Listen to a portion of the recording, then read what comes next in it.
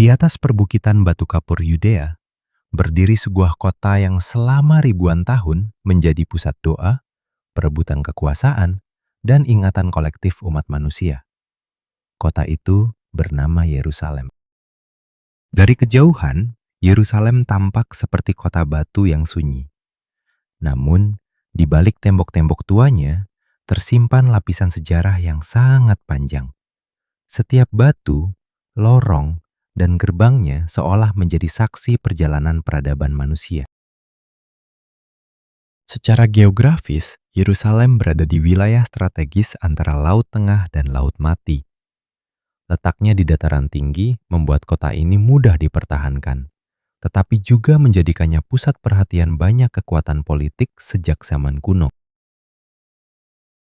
Dalam kajian arkeologi, wilayah Yerusalem telah dihuni manusia sejak ribuan tahun sebelum Masehi.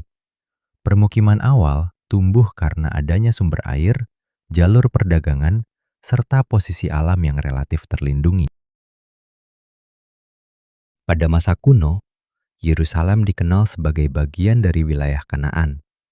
Kota ini kemudian menjadi sangat penting dalam tradisi Israel kuno ketika Raja Daud, menurut catatan Alkitab Ibrani, menjadikannya pusat kerajaan sekitar abad ke-10 sebelum Masehi. Pemilihan Yerusalem oleh Raja Daud bukan hanya keputusan politik.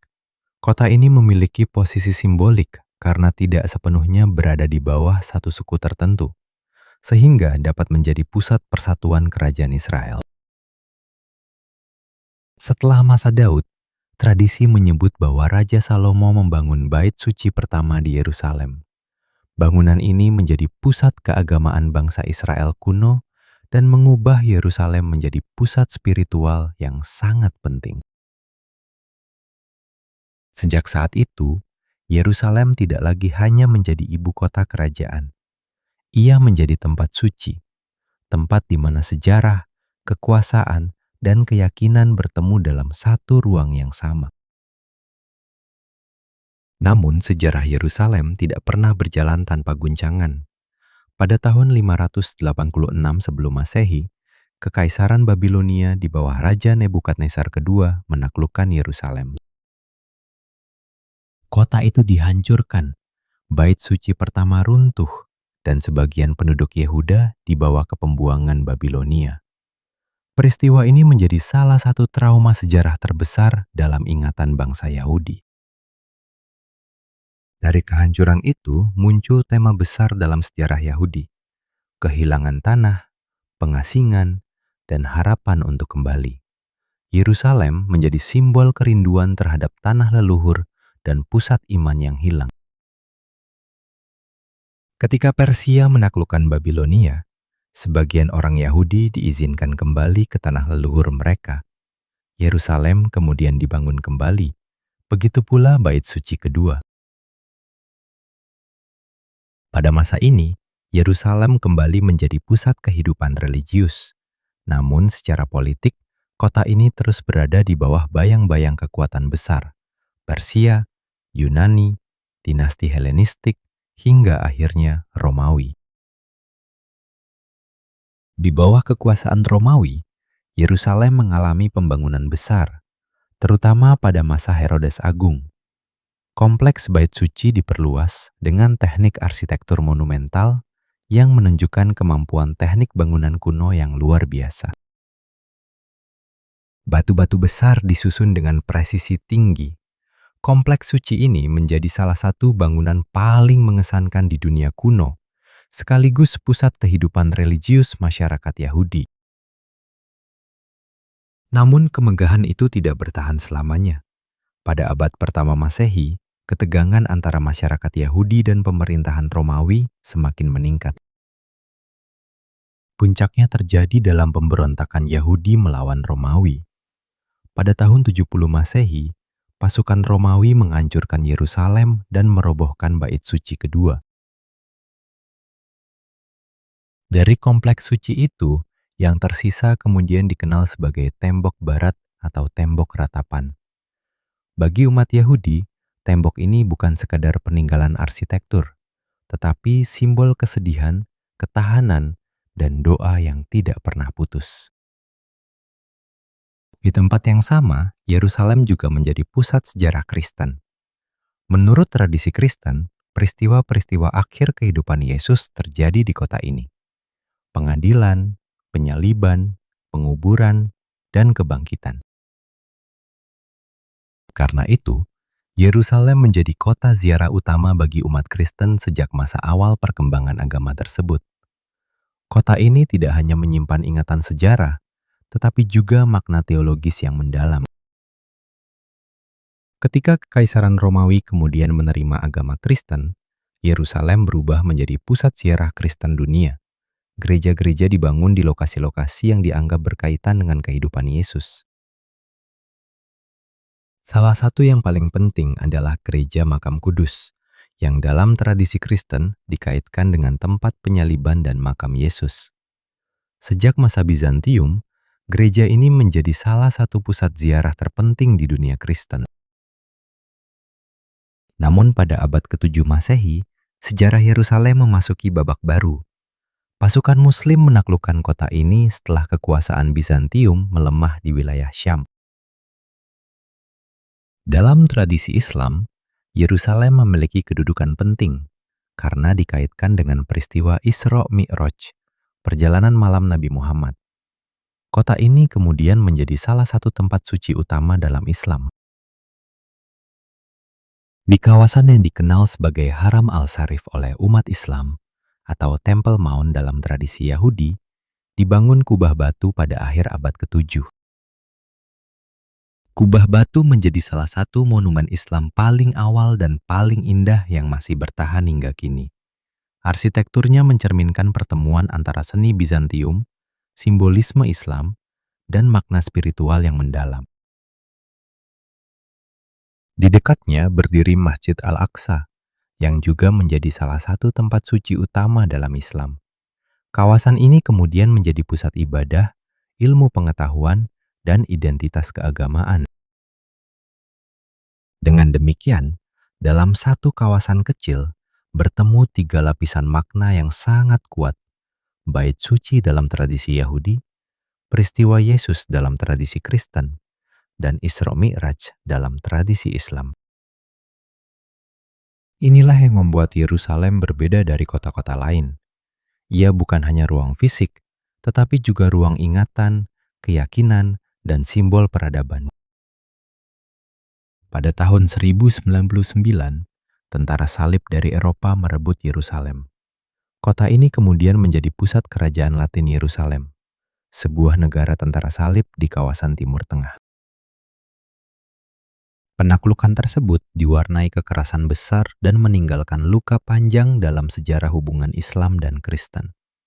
Yerusalem kembali menjadi medan perebutan antara iman, politik, dan kekuasaan militer.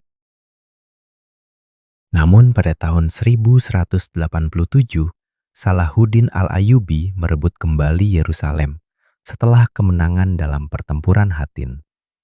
Peristiwa ini menjadi salah satu momen penting dalam sejarah Perang Salib. Setelah masa tentara salib, Yerusalem berada di bawah kekuasaan berbagai dinasti Muslim, termasuk Ayyubiyah dan Mamluk.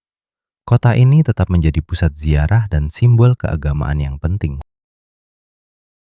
Pada abad ke-16, Yerusalem masuk ke dalam wilayah Kekaisaran Ottoman. Di masa Sultan Sulaiman yang Agung, tembok kota tua Yerusalem dibangun kembali. Tembok inilah yang hingga kini menjadi salah satu wajah paling terkenal dari Yerusalem lama. Gerbang-gerbangnya menjadi saksi perjalanan para pedagang, peziarah, tentara, dan penguasa dari berbagai zaman. Selama berabad-abad di bawah Ottoman, Yerusalem tetap menjadi kota penting, meskipun tidak selalu menjadi pusat politik utama. Kota ini hidup sebagai pusat ziarah, perdagangan lokal, pendidikan agama, dan komunitas multikultural. Yahudi, Kristen, dan Muslim hidup berdampingan dalam pola yang berubah-ubah.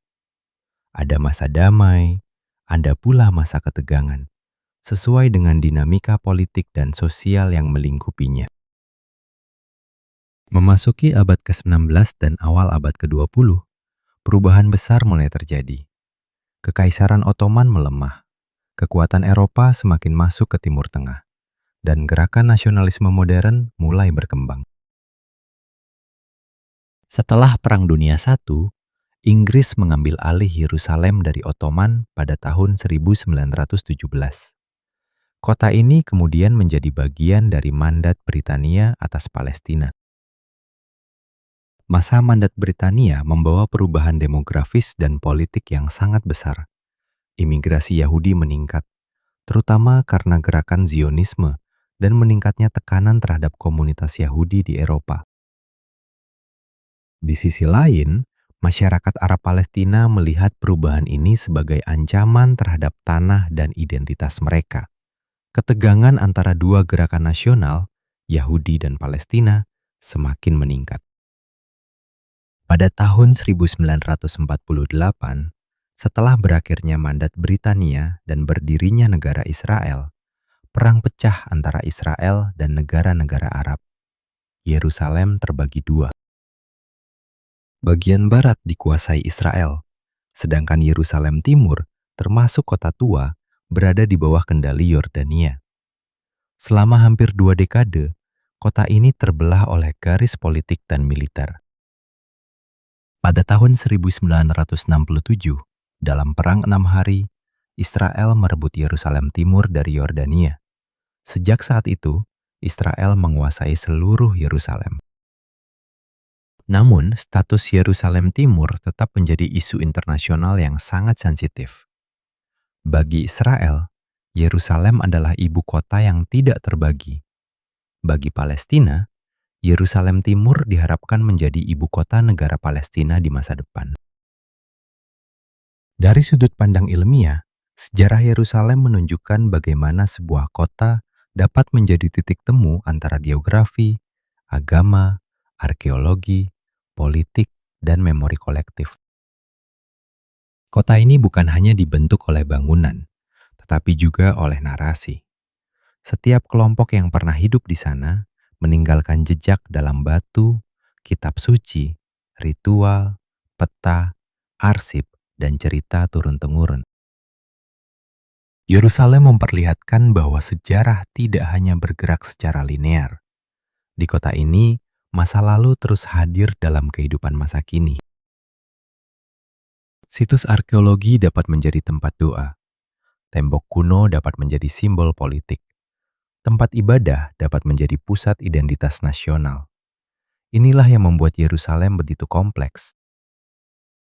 Hari ini, ketika seseorang berjalan melewati lorong kota tua Yerusalem, ia tidak hanya melintasi ruang geografis, ia melintasi ribuan tahun sejarah manusia.